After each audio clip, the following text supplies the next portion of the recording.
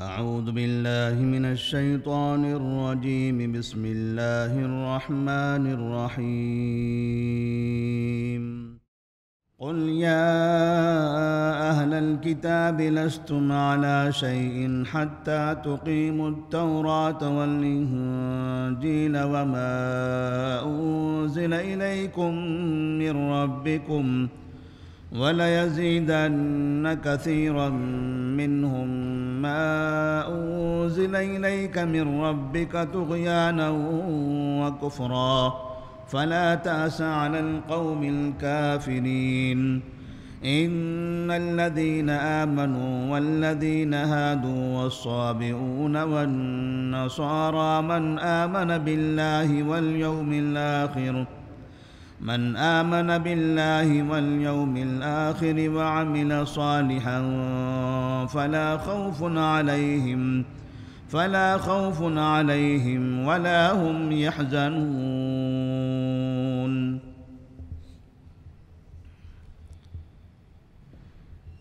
سورۃ المائدہ آیت نمبر 68 اور 71. اللہ تبارک و تعالیٰ نے سورۃ المائدہ کی یہ ابتدائی چند آیات میں تقریباً اہل کتاب کے حالات کا تذکرہ فرمایا ہے. اس سے پہلے ان کی شرارتوں کا، ان کے فساد کا تذکرہ کیا اور پھر انہیں نصیحتیں بھی کی. ساتھ میں یہاں اللہ تبارک و تعالیٰ یہودیوں سے متعلق ایک ایسی غلط فہمی جو وہ یہ سمجھتے تھے کہ ہم موسیٰ علیہ السلام کو ماننے والے ہیں تو پھر ہمیں اب اس کے بعد کسی دوسرے نبی کو ماننے کی ضرورت نہیں ہے، کیونکہ موسیٰ علیہ السلام بھی تو اللہ کے نبی ہیں اور ہم تورات کو ماننے والے ہیں، تو اب اس کے بعد ہمیں کسی دوسرے کتاب کے پر ایمان لانے کی ضرورت نہیں ہے، کیونکہ تورات بھی تو اللہ کی کتاب ہے. اور پھر ہم کسی دوسرے نبی پر کیوں ایمان لے آئیں، اور خاص طور پر وہ نبی جو عربی ہے، عربوں کے نبی پر ہم کیوں ایمان لائیں؟ ہمارے پاس تو انبیاء کی ایک بڑی تعداد ہے، چونکہ بنو اسرائیل میں انبیاء بہت سے پیدا ہوئے ہیں. اللہ تبارک و تعالیٰ نے بڑی تعداد میں بنو اسرائیل میں انبیاء علیہم السلام مبعوث فرمائے. تو یہود کو اپنے اوپر فخر تھا، وہ یہ سمجھتے تھے کہ ہم انبیاء کی نسل سے ہیں اور دنیا میں دیگر قوموں کے مقابلے میں ہم اللہ کے نزدیک زیادہ محبوب ہیں، اور خاص طور پر جو عرب ہیں، عرب قوم ہوں یا عرب نبی ہوں، یہ ہمارے نزدیک کمزور اور حقیر لوگ ہیں. لہذا ہم آخری نبی محمد مصطفیٰ صلی اللہ علیہ وسلم پر ایمان نہیں لائیں گے اور نہ عربی کتاب قرآن مجید پر ایمان لائیں گے. ہم آسمانی کتاب پر ایمان رکھتے ہیں، بس ہمارے لیے یہی کافی ہے. تو اللہ تبارک و تعالیٰ نے ان کے بارے میں فرمایا، قل یا اہل الکتاب لستم علی شیء. اے نبی صلی اللہ علیہ وسلم، آپ کہہ دیجئے، آپ ان لوگوں سے کہہ دیجئے، اے اہل کتاب لستم علی شیء، تم کسی بھی دین پر نہیں ہو. تم تورات اور موسیٰ علیہ السلام پر ایمان کا دعویٰ تو کر رہے ہو، ورنہ تم کسی بھی دین پر نہیں ہو. نہ تورات پر تمہارا ایمان ہے، نہ انجیل پر تمہارا ایمان ہے، اور نہ تم نے آخری کتاب قرآن مجید پر ایمان لایا. لستم علی شیء حتی تقیموا التوراۃ والانجیل، یہاں تک کہ تم تورات اور انجیل کی تعلیمات پر عمل کرو. تم اس وقت تک کسی بھی دین پر باقی نہیں رہ سکتے جب تک کہ تم تورات اور انجیل کے اندر کی تعلیمات پر عمل کرو یا اس کو اپنی زندگی میں نافذ کرو. وما انزل الیکم من ربکم، اور جو تمہارے رب کی جانب سے تمہاری طرف نازل کیا گیا ہے. اس لیے کہ اگر تم تورات اور انجیل کی تعلیمات پر عمل کرو گے، اسے اپنی زندگی میں نافذ کرو گے، تو لا محالہ تمہیں آخری نبی محمد عربی صلی اللہ علیہ وسلم پر ایمان لانا پڑے گا، کیونکہ تورات اور انجیل نے محمد عربی صلی اللہ علیہ وسلم پر ایمان لانے کی تعلیم دی ہے۔ تورات اور انجیل نے بھی آخری نبی جو عرب میں پیدا ہوں گے، جو مکہ سے نکلیں گے، مدینہ تک پہنچیں گے، اس نبی پر ایمان لانے کی تعلیم دی ہے، اس کی تلقین کی ہے۔ لہذا اگر تم تورات اور انجیل پر ایمان لے آتے تو یہ محمد عربی صلی اللہ علیہ وسلم پر بھی ایمان لے آتے۔ تم نے ان پر ایمان نہیں لایا، اس کا مطلب تم تورات اور انجیل پر بھی ایمان نہیں رکھتے ہو، تو لستم علی شیء، تو پھر تم کسی بھی دین پر نہیں ہو، نہ تورات پر ہو نہ انجیل پر ہو، اور تم تو قرآن پر ایمان لانے کا انکار بھی کر رہے ہو۔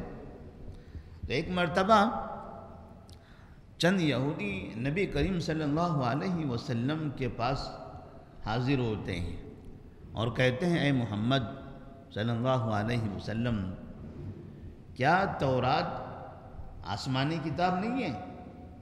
تورات کو اللہ تبارک و تعالیٰ نے نازل نہیں کیا ہے؟ تو نبی صلی اللہ علیہ وسلم کہتے کیوں نہیں؟ تورات تو اللہ تبارک و تعالیٰ نے نازل کیا ہے۔ تو کہا تم مانتے ہو کہ تورات اللہ کی کتاب ہے؟ کہا ہاں میں مانتا ہوں کہ تورات اللہ کی کتاب ہے۔ تو کہا سن لو، جب تورات اللہ کی کتاب ہے، اللہ نے نازل کی ہے، تو ہم صرف تورات پر ایمان لائیں گے، ہم صرف تورات پر ایمان لائیں گے، تورات کے علاوہ کسی دوسری کتاب پر ایمان نہیں لائیں گے۔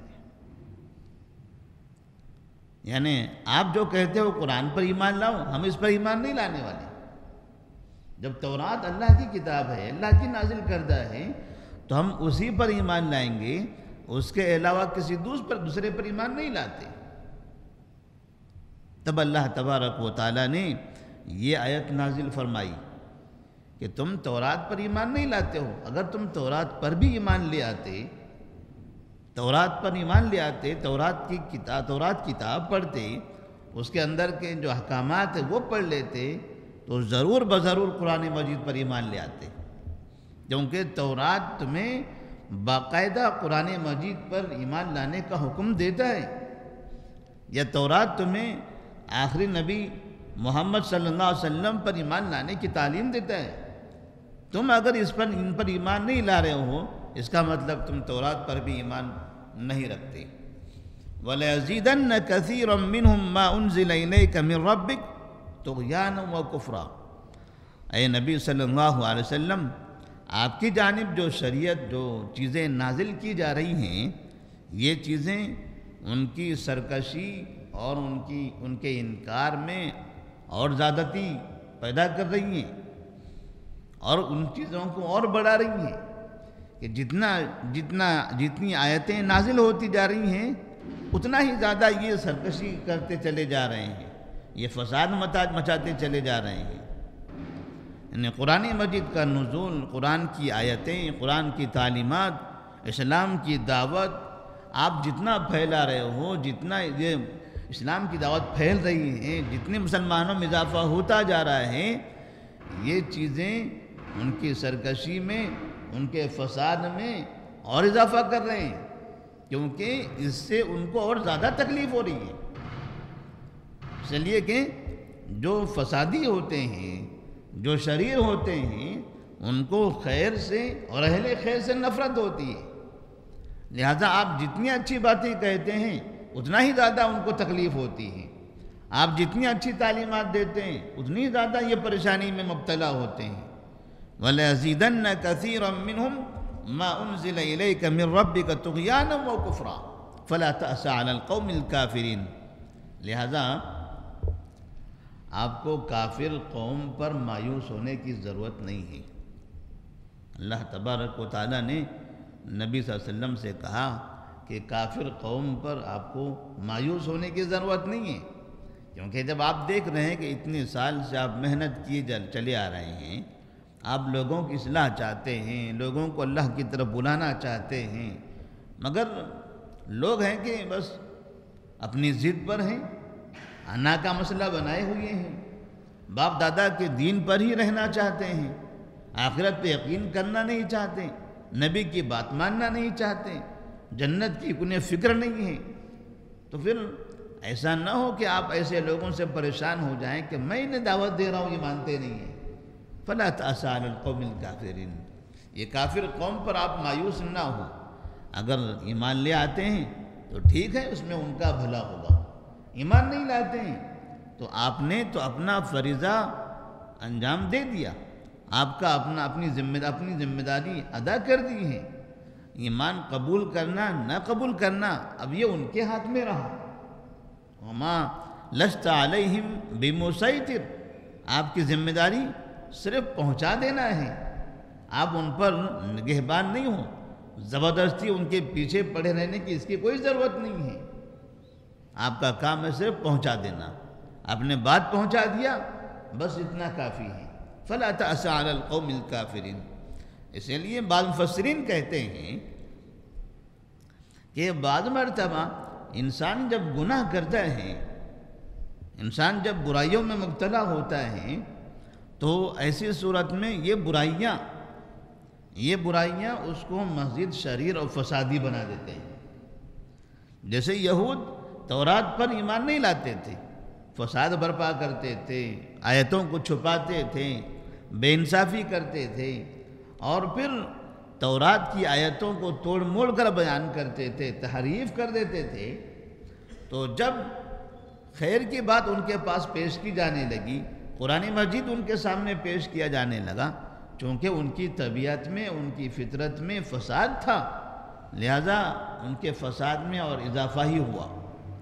تو انسان جب گناہ کا دل دادا ہوتا ہے، گناہ کرنے کا عادی بن جاتا ہے، تو بعض مرتبہ اچھی باتیں انہیں اچھائی کی طرف نہیں لاتی، بلکہ اور زیادہ برائی کے دلدل میں پھنسا دیتی ہے، کیونکہ وہ خیر سے محبت نہیں کرتا، برائی سے ہی محبت کرتا ہے۔ پھر اللہ فرماتے ہیں ان الذین آمنوا والذین ہادوا والصابئون والنصارى من آمن باللہ والیوم الآخر وعمل صالحا فلا خوف علیہم ولا هم يحزنون۔ اب یہاں ایک ایسی آیت ہے جس آیت سے بعض لوگ وحدت ادیان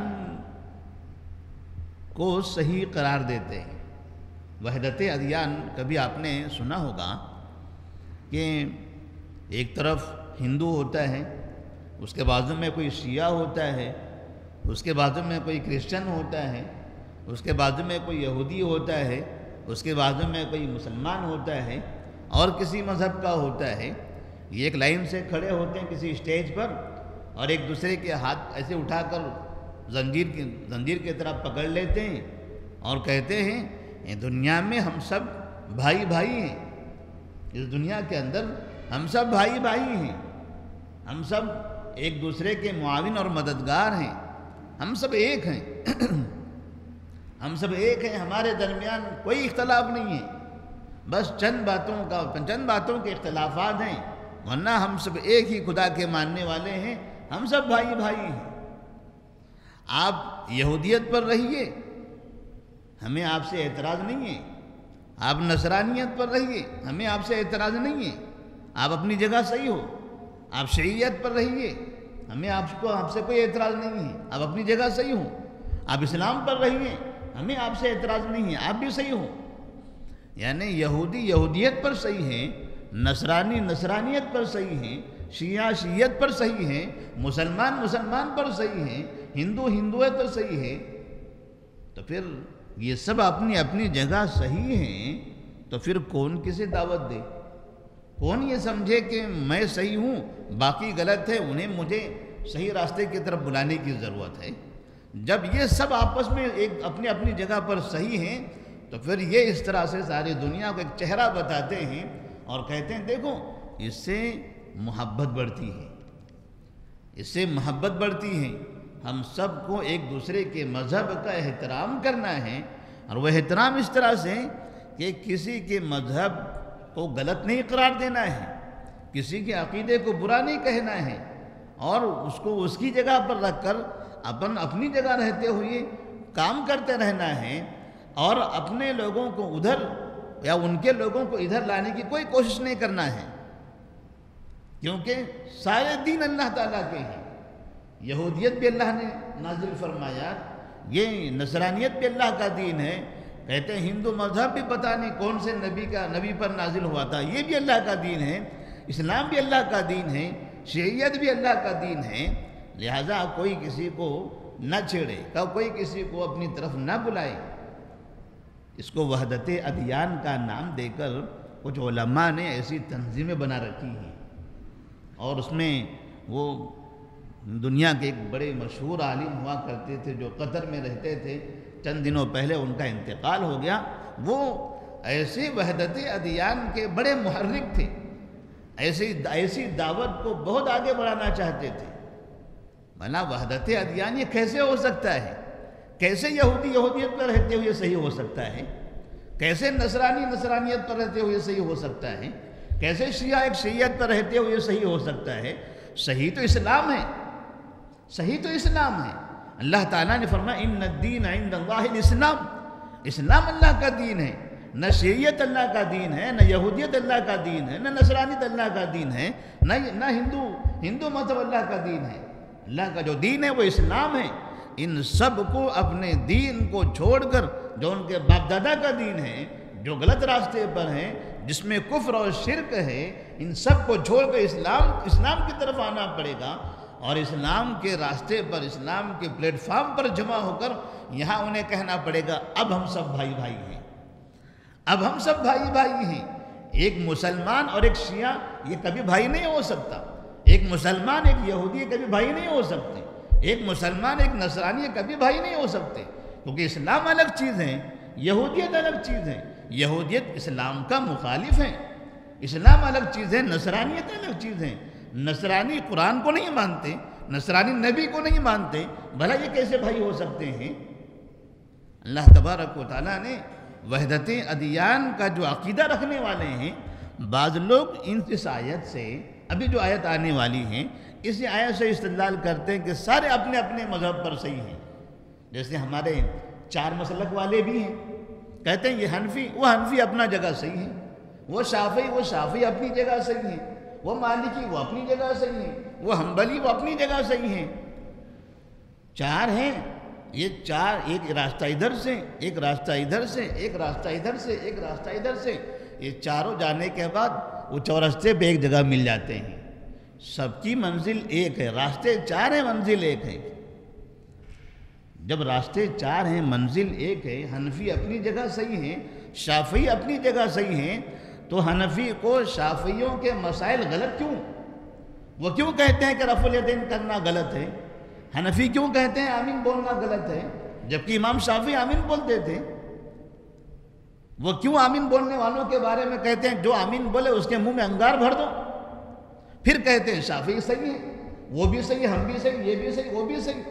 پھر ان کے مسائل پر وہ انتہائی خطرناک طریقے کے فتوے دیتے ہیں۔ جب شافعی کہتے ہیں 3 طلاق ایک ہوتی ہیں، امام مالکی کہتے ہیں 3 طلاق ایک ہوتی ہیں، حنفی کہتے ہیں 3 طلاق کو ایک ماننے والا گویا زنا کرتا ہے۔ پھر دوسرے امام کے مسائل کو کیسے وہ غلط قرار دیتے ہیں؟ کبھی کہتے ہیں چاروں بھی صحیح ہیں، تم جیسا کرو وہ تمہارا راستہ ہے، پہنچنے والے سب ایک ہی جگہ پر ہے۔ یہ کیسے ہو سکتا ہے؟ اہدنا الصراط المستقیم، اللہ تعالیٰ نے سیدھا راستہ تو ایک ہی بتایا ہے، راستہ ایک ہی ہے، منزل بھی ایک ہے، راستہ بھی ایک ہے۔ 10 راستے مل کے یہ الگ الگ جگہ سے جاؤ اور ایک چوراہے پر جا کے سب مل جاؤ، یہ کوئی یہ دنیاوی کھیل نہیں ہے۔ اللہ تعالیٰ نبی ایک، راستہ ایک، نماز ایک، یہ قرآن ایک، سب ایک ہیں، سب کو ایک راستے پر جانا ہے۔ لوگ یہ سمجھتے ہیں کہ آپ بھی اپنی جگہ سے چلتے رہو، اپنی حساب سے کام کرتے رہو، پہنچنا جنت میں ہے۔ تو اس طرح سے مسلمان بھی اپنے مسلکوں کی ایسی باتیں کرتے ہیں، اور جو کافروں کے ساتھ محبت دکھانا چاہتے ہیں وہ بھی کہتے ہیں تم اپنی جگہ پر، اپنے دھرم پر صحیح ہو، اپنے دھرم پر مضبوطی سے قائم رہو، چلتے رہو، ہم آگے جا کے چوراہے پر ملاقات کر لیں گے، وہیں ہماری منزل ہے، وہیں ہم سب کی ملاقات ہو جائے گی۔ تو اللہ تبارک و تعالیٰ فرماتے ہیں ان الذین آمنوا والذین ہادوا والصابئون والنصارى من آمن باللہ والیوم الآخر وعمل صالحا۔ سلمان فارسی رضی اللہ تعالیٰ عنہ جو ایک مشہور صحابی تھے، ایک مرتبہ انہوں نے نبی صلی اللہ علیہ وسلم سے پوچھا، یا رسول اللہ صلی اللہ علیہ وسلم، میرے کچھ ساتھی ہوا کرتے تھے پہلے، اسلام کے آنے سے پہلے، نبی کے آنے سے پہلے میرے کچھ ساتھی ہوا کرتے تھے جو اس دین پر، جو یہودیت والا دین تھا یا نصرانیت والا دین تھا، عیسیٰ علیہ السلام کا یا پھر موسیٰ علیہ السلام کو، وہ دین پر تھے، تو ان لوگوں کا اسی دین پر انتقال ہوا آپ کے آنے سے پہلے، آپ کے آنے سے پہلے ان کا اسی دین پر عمل کرتے ہوئے انتقال ہو گیا، تو آخرت میں ان کا کیا ہوگا؟ وہ یا تو یہودی تھے یا تو نصرانی تھے، تو آپ کے آنے سے پہلے، آپ کے نبی بنائے جانے سے پہلے ان کا یہودیت پر انتقال ہوا، ہمارے کچھ ساتھی تھے ان کا نصرانیت پر ہی انتقال ہوا، تو ان لوگوں کا کیا ہوگا؟ تو اللہ تبارک و تعالیٰ نے یہ آیت نازل فرمائی کہ ان الذین آمنوا، بے شک جن لوگوں نے ایمان لایا ہے، والذین ہادوا، اور جو یہودی تھے جنہوں نے یہودیت اختیار کیا، والصابئون، اور جو صابی ہیں، والنصارى، اور جو نصارہ ہیں، من آمن باللہ والیوم الآخر وعمل صالحا، تو جس نے اللہ پر، آخرت کے دن پر ایمان لایا، وعمل صالحا، اور نیک عمل کیا، اللہ پر اور آخرت کے دن پر ایمان لایا اور نیک عمل کیا، فلا خوف علیہم، تو ان پر کوئی خوف نہیں ہے، ولا هم یحزنون، اور نہ وہ غمزدہ ہوں گے۔ تو مطلب اس کا یہ ہے کہ جو نبی کے آنے سے، بعثت سے پہلے یہودیت پر تھے اور اس یہودی مذہب پر رہتے ہوئے وہ پکے مومن تھے، وہ اپنے نبی کو مانتے تھے، تورات پر عمل کرتے تھے، تورات کی باتوں پر عمل کرتے تھے، اس حالت میں ان کا انتقال اگر ہوا ہے تو وہ جنتی ہیں، کیونکہ وہ مومن تھے اس زمانے کے۔ موسیٰ علیہ السلام پر ایمان لانے والے مومن تھے یا نہیں تھے؟ وہ بھی مومن تھے۔ عیسیٰ علیہ السلام پر ایمان لانے، وہ بھی مومن تھے۔ نوح علیہ السلام پر ایمان لانے والے، وہ بھی مومن تھے۔ ابراہیم علیہ السلام پر ایمان لانے والے، وہ بھی مومن تھے۔ تو جس نبی کا زمانہ تھا، جس نبی کی شریعت دنیا میں موجود تھی اور لوگ اس نبی کی شریعت پر ایمان رکھتے تھے اور اسی شریعت پر ان کا انتقال ہوا، تو وہ مومن ہے۔ لیکن آخری نبی کے آ جانے کے بعد، آخری نبی کے آ جانے کے بعد اب اگر کوئی کہے کہ میں یہودیت پر رہوں گا، تب اس کی یہودیت مقبول نہیں ہے۔ آخری نبی کے آ جانے کے بعد اب اگر کوئی کہے میں عیسیٰ کو ماننے والا ہوں، میں عیسائیت پر رہوں گا، تو اس کی عیسائیت مقبول نہیں، کیونکہ آخری نبی کے آنے کے بعد اب اس یہودی کو اسلام قبول کرنا پڑے گا، نبی کی بات کو ماننا پڑے گا۔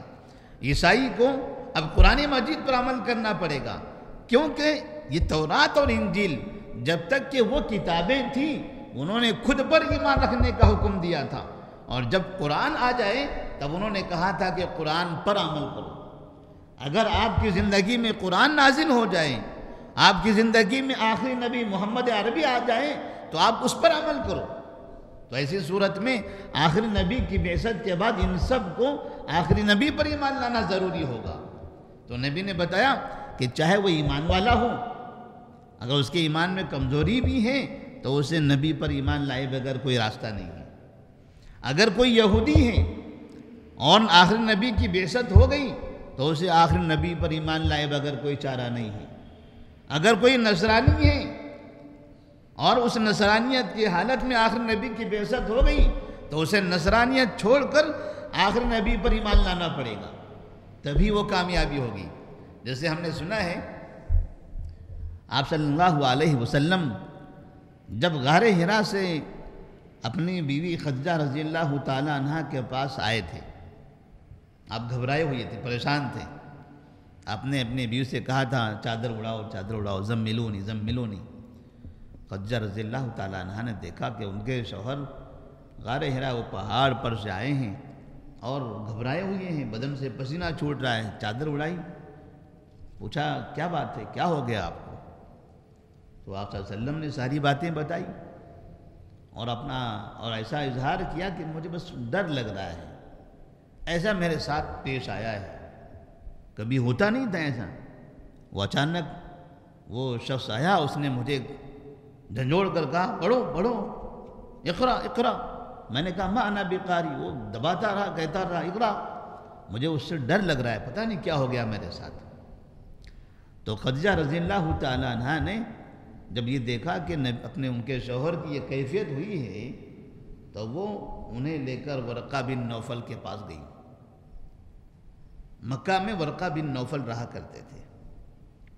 یہ ورقہ بن نوفل جب ان کے پاس پہنچے ہیں، بوڑھے انسان تھے، خدیجہ رضی اللہ تعالی عنہا کے کوئی رشتہ دار تھے، وہ اپنے شوہر کو لے کر جاتی ہیں اور ورقہ بن نوفل سے کہتی ہیں دیکھیے آپ کے بھتیجے کو کیا ہو گیا ہے، پریشان ہے، یہ پریشان ہے، گھبرائے ہوئے ہیں۔ تو ورقہ بن نوفل نے پوچھا بھتیجے بیٹا کیا ہو گیا تمہیں؟ تو آپ صلی اللہ علیہ وسلم نے غار حرا کا پورا واقعہ سنا دیا۔ تو ورقہ بن نوفل نے کہا تھا کہ تمہارے پاس وہ ناموس آیا تھا جو موسیٰ علیہ السلام کے پاس آیا کرتا تھا۔ کون ہے وہ ناموس؟ جبرائیل علیہ السلام۔ تمہارے پاس جبرائیل علیہ السلام آئے تھے، اور اب تمہارا حال یہ ہوگا کہ اب یہ جو قوم ہے، جس قوم میں تم رہتے ہو مکہ والے، یہ تمہاری قوم تمہاری دشمن ہو جائے گی، یہ تمہیں اپنے شہر سے نکال دے گی، یہ تمہیں اپنے شہر سے نکال دے گی۔ پہلی ملاقات میں ورقہ بن نوفل نے یہ بات بتا دی۔ نبی نے کہا وَمُخْرِجِيَّهُمْ، یہ مکہ والے جو مجھے صادق و امین بولتے ہیں، حجر اسود کے رکھنے کا معاملہ آیا تو انہوں نے مجھے حاکم و فیصل بنایا تھا، میری بات پر وہ تمام بزرگ راضی ہو گئے تھے، مجھے اپنا حاکم مانتے ہیں، تو یہ لوگ مجھے میرے شہر سے نکال دیں گے؟ کہا ہاں، یہ تمہیں تمہارے شہر سے نکال دیں گے، کیونکہ جس منصب پر آپ فائز ہو چکے ہو اقرأ بسم ربک الذی خلق کے ذریعے، جس مقام پر آپ آ چکے ہو، جو نبوت آپ کو اللہ تعالیٰ نے عطا کر دی ہے، آپ سے پہلے جس شخص کو بھی یہ نبوت عطا کی گئی اس کے ساتھ اس کی قوم نے ایسا ہی کیا ہے، اور اگر میں زندہ رہا تو میں ضرور بضرور آپ کی مدد کروں گا۔